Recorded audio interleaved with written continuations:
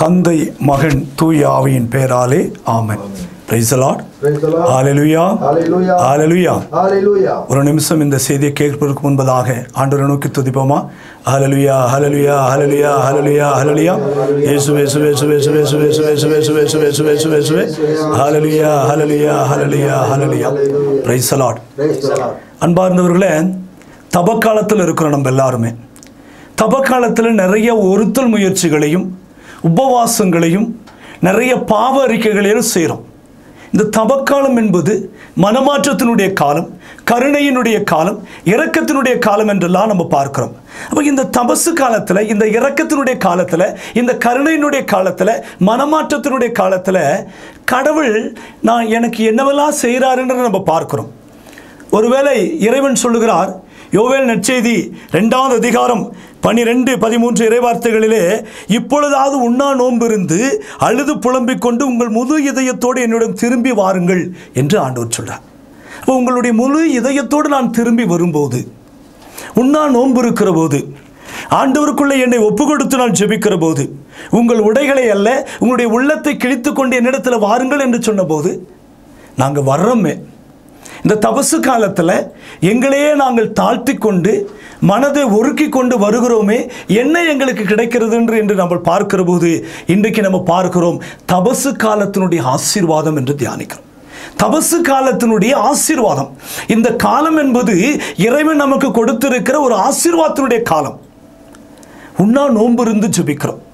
நினிவே பட்டண மக்கள் எல்லாம் தவறு செய்கிற போது யோனாவுக்கு அந்த இறைவார்த்தை அறிவிக்கப்படுகிற, நீ போய் அந்த மக்கள் கிட்ட போய் சொல்லு, நினிவே மக்கள் தவறு செய்கிறாங்க, அந்த தவறுகளை நீங்கள் மாற்றிக்கொள்ளுங்கள் என்று சொல்லி ஆண்டவருடைய வார்த்தை யோனாவுக்கு அறிவிக்கப்படுகிறது. யோனா நினிவே பட்டணத்துக்கு போகிறார். அங்கே போய் அங்கே இருக்கிற மக்களுக்கெல்லாம் அறிவிக்கிற போது அந்த வார்த்தையை ஏற்றுக்கொண்டவர்கள் சொல்லுகிறார்கள். யோனாவின் புத்தகம் 3வது அதிகாரம் 5வது இறைவார்த்தை, யோனா 3:5 நம்ம இப்படியாக வாசிக்கிறோம், நினிவே மக்கள் கடவுளின் செய்தியை நம்பி எல்லோரும் நோன்பு இருக்க முடிவு செய்தார்கள் என்று எழுதப்பட்ட கடவுளுடைய இறைவார்த்தை சொல்லுகிறது. எல்லோரும் நோன்பு இருக்க முடிவு செய்தார்கள். உண்ணா நோன்புக்கென நாட்களை குறித்தார்கள். அரசன் முதல் ஆண்டி வரைக்கும் சாக்குடுத்தி அவர்கள் உண்ணா நோன்பு இருந்தார்கள். இப்போ நம்மளும் பாஸ்டிங் இருக்கோம். பிரதர், நான் பாஸ்டிங் இருக்கிற இந்த தபசு காலத்தில் என்ன எனக்கு ஆசீர்வாதம் என்று சொல்லி நீ கேட்குற. அதனுடைய ஆசீர்வாதத்தை குறித்து நம்ம தியானிக்கிறோம். கடவுளுடைய இறைவார்த்தை சொல்லுறது, அந்த மக்கள் எல்லாம் உண்ணா நோன்பு இருந்து தங்களை தாழ்த்தி கொண்டு தங்களை பாவங்களெல்லாம் அறிக்கை செய்கிற போது கடவுள் அவர்களுக்கு எப்படி ஆசீர்வாதிக்கிறார் என்று இறைவார்த்தை சொல்லுகிறது. நம்ம பார்க்கிறோம், யோவேல் அந்த யோனா புத்தகம் 3வது அதிகாரம் 10வது இறைவார்த்தையில் எழுதப்பட்ட கடவுளுடைய இறைவார்த்தை சொல்கிறது, கடவுள் அவர்கள் செய்த அனைத்தையும் பார்த்து அவர்கள் தீய வழியிலிருந்து விலகியதை கண்டு தம் மனதை மாற்றிக்கொண்டார். அவர் தம் மீது அனுப்புவதாக சொல்லி இருந்த தண்டனையை அனுப்பாமல் விட்டுவிட்டார் என்று கடவுளுடைய இறைவார்த்தை சொல்லுது. கடவுள் அவர்கள் செஞ்சதெல்லாம் பார்த்தார். இந்த மக்கள் எனக்காக பாஸ்டிங் இருக்கிறாங்க, இந்த தபசு காலத்தில் தங்களை தாழ்த்திக்கிட்டு இருக்கிறாங்க என்பதை பார்த்து என்ன பண்ணாரு, அந்த மக்களுக்கு அவர் ஒரு தீங்கு விளைவிக்கணும்னு நினைச்சிட்டு இருந்தார். இறைவார்த்தை சொல்கிறது, அவர்கள் மீது அனுப்புவதாக சொல்லி இருந்த தண்டனையை அனுப்பாமல் விட்டு விட்டார் என்று இறைவார்த்தை சொல்றார். அந்த தண்டனையை அனுப்பாம ஆண்டவர் அந்த மக்களை ஆசீர்வதித்தார் என்று விவிலியம் சொல்லுது. யோனா கேட்பார், என்ன ஆண்டவரை இப்படி பண்ணிட்டீங்கன்னு போது ஆண்டவர் சொல்லுவாரு, வழக்கை எது இடக்கை எது என்று அறியாத 1,20,000 பேர் மேல் நான் இரக்கம் காட்டாமல் இருப்பேனோ என்று சொல்லி ஆண்டவர் யோனா கிட்ட சொல்லுவார். அதை போல நானும் நீயும் ஆண்டவருக்குள்ள வந்து இந்த தபசு காலத்தில் உபவாசம் இருக்கும்போது நம்முடைய தண்டனைகளை ஆண்டவர் மாற்றுகிறார் என்று விவிலியம் சொல்லுது. ஒருவேளை உன்னுடைய வாழ்க்கையிலே தண்டனைகளும் சாபங்களும் வேதனைகளும் இருக்கும் என்று சொன்னால் இந்த தபசு காலத்தினுடைய உபவாசத்தின் வழியாக ஆண்டவர் மாற்றுகிறார்.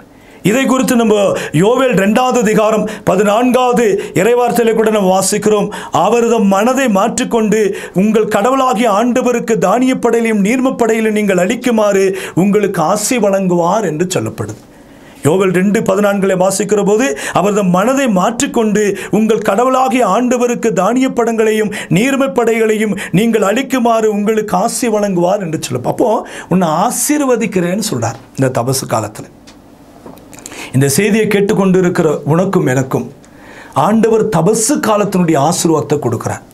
இந்த தபசு காலத்தில் நிறைய பேர் மனம் மாறுங்க, பாவத்தை விடுங்க, இதெல்லாம் சொல்லும்போது இதையெல்லாம் விட்டுட்டு விட்டு வரும்போது உனக்கு ஒரு ஆசீர்வாதம். நீ உண்ணா நோன்பு இருக்கிற போது உனக்கு இருக்கிற தீங்கை ஆண்டவர் மாற்றுகிறார். உனக்கு இருக்கிற எல்லா தடைகளை ஆண்டவர் மாற்றுகிறார். உனக்கு எதிராக செயல்படுகிற தீயோனின் தீக்கணைகளை, அந்தகார கட்டுகளை உபவாசத்தின் வழியாக ஆண்டவர் மாற்றுகிறார்.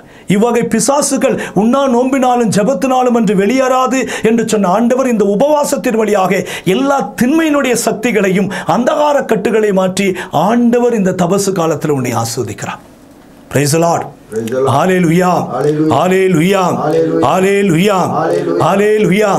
இதை குறித்து இன்னொரு வசனத்தில் நம்ம பார்க்கிற 2 குறிப்பேடு 7வது அதிகாரம் 14வது இறைவார்த்தை நம்ம வாசிக்கிற போது 2 குறிப்பேடு 7வது அதிகாரம் 14வது இறைவார்த்தை சொல்கிறது, எனது பெயரை போற்றிடும் என் மக்கள் சிறுமையுற்று தங்கள் பாவங்களில் இருந்து மனம் வருந்தி இறந்து மன்றாடினால், என் துறைமுகத்தை நாடினால், வானத்திலிருந்து அவர்களது மன்றாட்டுகளை கேட்டு அவர்கள் பாவங்களை மன்னிப்பேன், அவர்கள் நாட்டிற்கு நலமளிப்பேன் என்று கடவுள் சொல்றார்.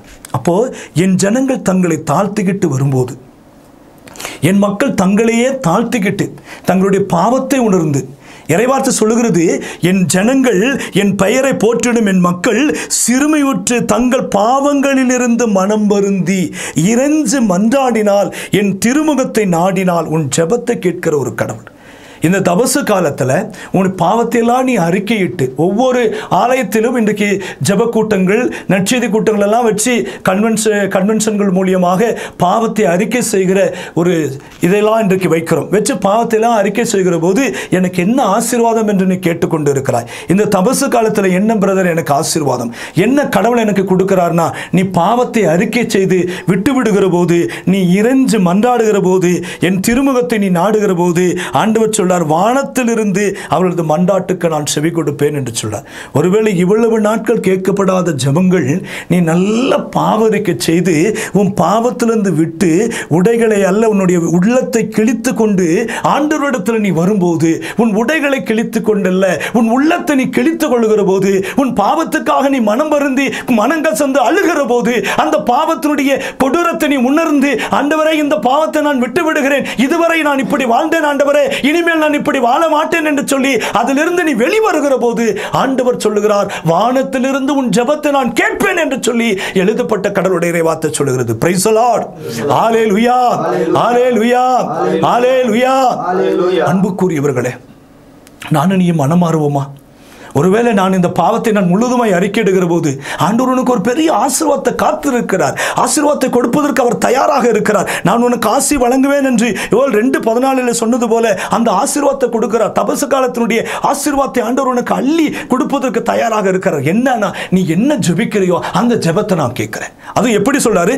வானத்திலிருந்து அவளது மன்றாட்டுகளை கேட்டு அவருடைய பாவங்களை மன்னித்து அவர்களுக்கு நாட்டிற்கு நலம் கொடுக்கிறேன்னு சொல்றார். ஆண்டவர் நாட்டுக்கு அதிசீக்கிரமா நலம் கொடுக்க போறார்.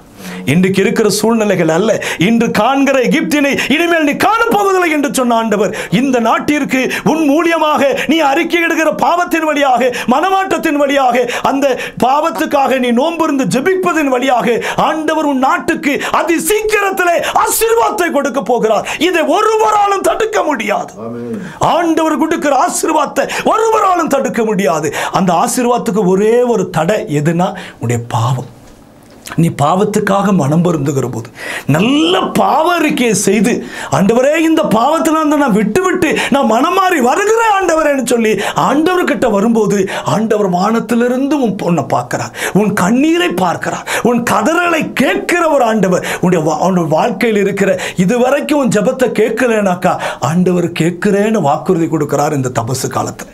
ஒருவேளை ஆண்டவரை தேடி வரனே, வாரம் நான் சிலுவை பாதைக்கு வரனே, ஆண்டவருடைய பாடுகளை தியானிக்கிறேனே, எனக்கு என்ன ஆசீர்வாதம் என்று சொல்லுகிற போது ரோமர் புத்தகம் 8வது அதிகாரம் 17வது இறைவார் சொல்லுறது, என் துன்பங்களிலே பங்கு பெறுகிறவனுக்கு என் மாட்சிமையிலும் நான் பங்கு கொடுக்கிறேன் என்று எழுதப்பட்ட கடவுளுடைய இறைவார் சொல்லுது. அவருடைய பாடுகளிலே பங்கேற்கிறவனுக்கு, அவருடைய துன்பங்களிலே பங்கேற்கிற உனக்கும் எனக்கும் ஆண்டவர் மாட்சிமையில், அந்த விண்ணக ஆசீர்வாதத்தில், அந்த விண்ணகத்தினுடைய மகிழ்ச்சியில, அந்த விண்ணக கொண்டாட்டத்தில், விண்ணகத்தில் இருக்கிற கண்ணீர் இல்லாத, கவலைகள் இல்லாத, வேதனைகள் இல்லாத அந்த இடத்துல கொடுக்கிற அதே ஆசீர்வாதத்தில் உன்னையும் ஆண்டவர் பங்கெடுக்க வைக்கிறார். Praise the Lord. ஹல்லேலூயா, ஹல்லேலூயா. எனவே இந்த தபசு காலம் என்பது உனக்கு ஆசீர்வாதத்தை கொடுக்கிற ஒரு காலம். நீ உண்ணா நோம்பிருந்து ஜெபிக்கிற போது, ஆண்டவருக்காக உன்னை ஒருத்தி தன்னை தாழ்த்தி கொள்ளுகிற போது, ஆண்டவர் உன்னை ஆசீர்வதிக்கிறேன் என்று எழுதப்பட்ட கடவுளுடைய இறைவார்த்தை சொல்கிறது. ஹல்லேலூயா, ஹல்லேலூயா, ஹல்லேலூயா. எப்படி ஆண்டவர் நினிவே மக்கள் அழிக்கிறேன்னு சொன்னார் யோனா கிட்ட. ஆனால் ஆண்டவர் அந்த மக்கள்லாம் தாங்கள் செய்வதை ஆண்டவர் பார்த்தார் என்று நம்ம அந்த யோனாவினுடைய புத்தகம் 3ஆம் அதிகாரம் 10ஆவது இறைவார்த்தை சொல்கிறது. கடவுள் அவர்கள் செய்த அனைத்தையும் பார்த்து என்று விபிலியம் தெளிவாக சொல்ல. அவர் பார்த்தார்.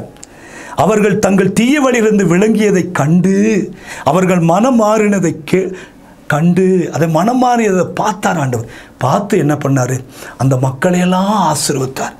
ஆண்டவர் மனமாற்றினது, ஒரு கடவுளையே மனமாற்றக்கூடியது, கடவுள் செய்யக்கூடிய அந்த தீங்கையும், கடவுள் அந்த மக்களை செய்த பாவத்திற்கு தண்டனை கொடுப்பேன் என்பதை இருந்த அந்த நிலையை ஆண்டவரே மாத்துறாரு.